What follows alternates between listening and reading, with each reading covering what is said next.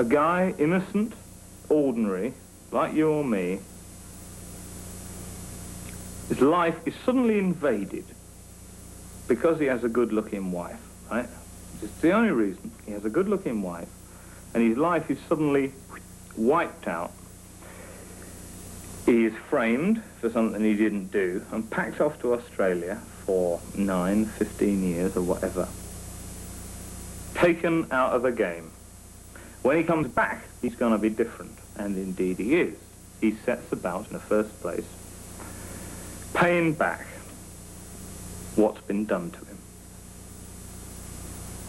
Then, and this is crucial to the musical, the best single thing in the musical, as far as I'm concerned, or maybe we'll come back to that later. He then changes from that tack, and it's a shift, at least a gear change of 1, 2, 3 gears. He then shifts from paying back the people that did that to him to saying, you are all wiped out as far as I'm concerned. I'm going to get you all.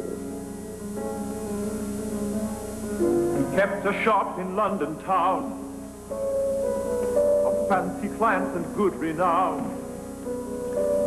And what if none of their souls were saved? They went to their maker impeccably shaved. Sondheim wanted Sweeney's music to create a dark and threatening mood, and for this he drew strongly on a traditional tune from the Requiem Mass, the Dies Irae, itself concerned, like Sweeney, with death and vengeance.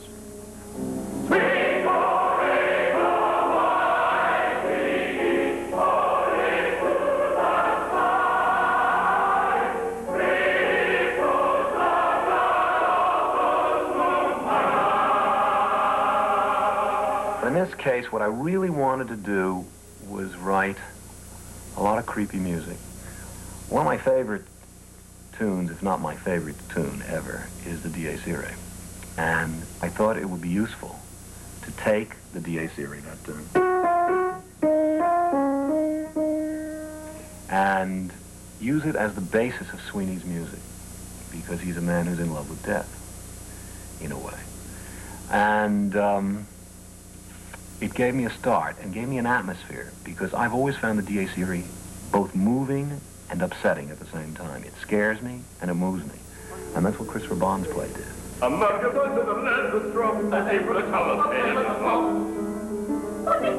One way of making things creepy, of course, for me anyway, is to sing softly and with very dry lyrics against this kind of rumble of, gee, what's going on? Because they're not saying terrible things on the stage. Why do I feel uncomfortable? It's because something is promised.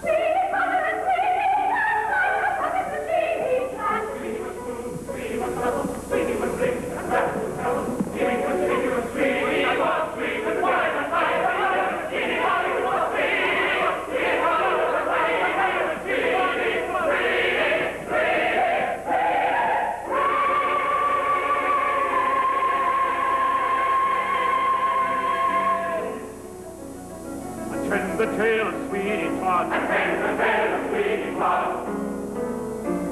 He served the dark and avengeful God. He served the dark and avengeful God. What happened then? Well, that's the play, and he wouldn't want us to give it away. But Sweeney.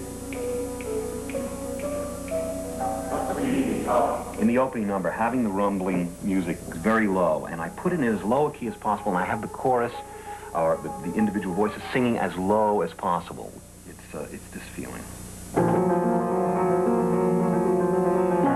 right, and always with a slight crescendo. So there's always a little leaning in. Something's about to happen and then doesn't.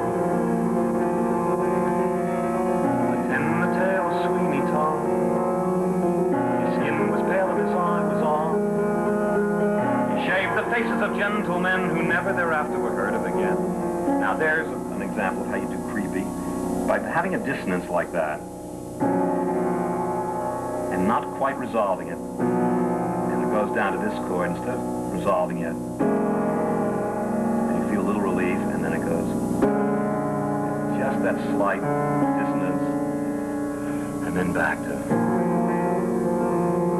So the feeling is of lifting the voice a little bit and then dropping it a little, lifting and dropping. It may seem subtleties that nobody gets, but it creates a mood. And I don't think anybody would argue that the opening moments of this play are very creepy indeed. Sweeney walks back with a smile under his words, giving her music that nobody heard.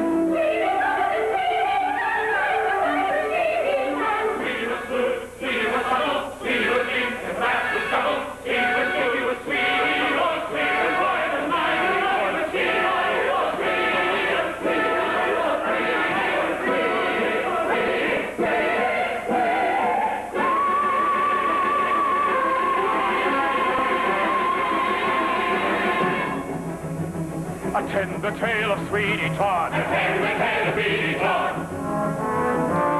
He served a dark and a vengeful God. He served a dark and a vengeful God. What happened then? Well, that's the play, and he wanted us to give it away. Not Sweeney. Not Sweeney Todd. The demon of the feet.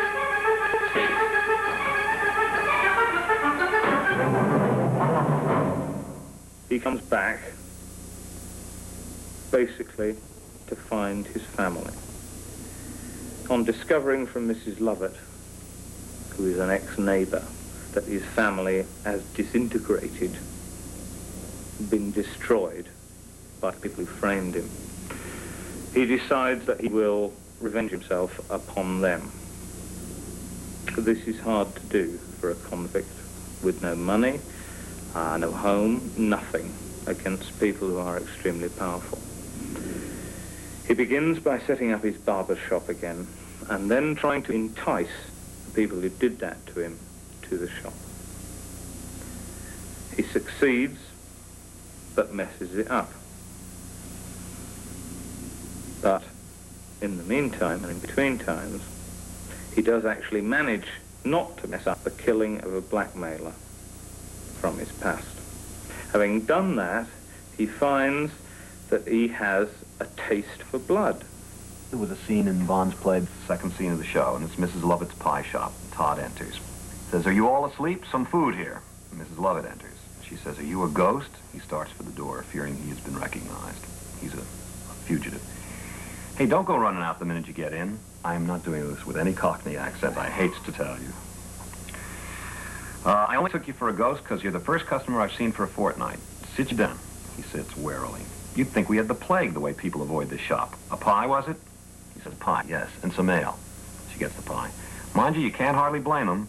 There's no denying these are the most tasteless pies in London. I should know. I make them." She puts the pie on the table and flicks a bit of dirt off the crust. "Ugh, what's that?